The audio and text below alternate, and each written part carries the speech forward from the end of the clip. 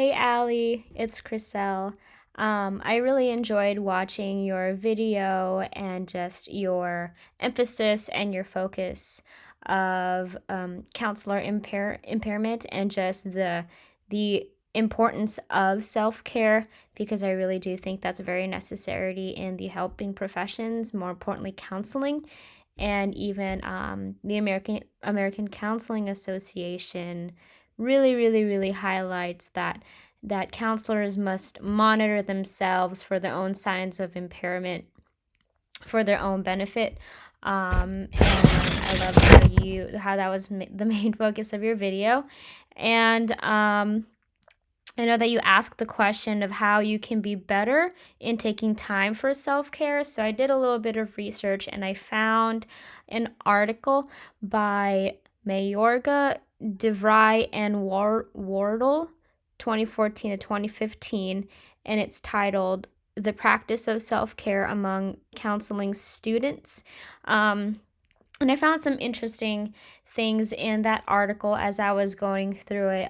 They mainly talked about how counseling students can start practicing self-care and at least have that awareness of how to practice self-care in order to prevent burnout.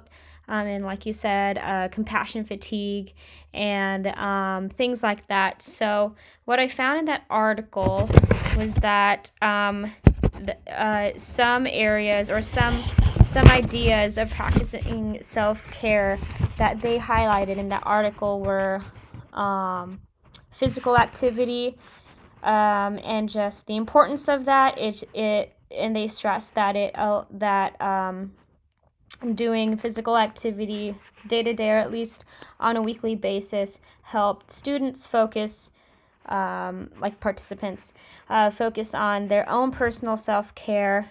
And they even did a research that indicated even short walks or exercising for 10-minute intervals throughout the day was really beneficial and help them in their own personal care. And another area that they thought of that would be helpful for self-care is the habit of healthy eating, because we're often, as grad students, because we are so we pack our schedule so much because of finances and having a full-time job, because I am also in the same boat as you are, full-time student and almost a full-time working employee. So just packing our schedule because our schedules are so tight and we want to take care of our finances. I know that it's hard even taking a break. So just even in that article, it just really stressed the importance of practicing self-care, and which are, like I said, physical activity, healthy eating.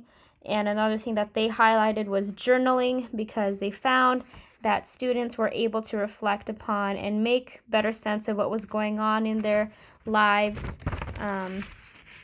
Another idea that they stressed on was meditation. And so in our case as Christians, just doing our daily devotions with the Lord and spending time with him and being still, because I think that's really important to have that that intimacy with him, and just to have that that time with him in building a relationship. And the last thing that they gave in that article was learning mindfulness skills. And they said that it was designed to enhance participants' ongoing awareness of their sensory experiences, thoughts, feelings, somatic sensations, and behaviors. And so it's obviously imperative that counseling students are aware of self-care, so they don't reach burnout, compassion fatigue, and things like that, because we don't want to lose that compassion or that passion in our hearts to help others.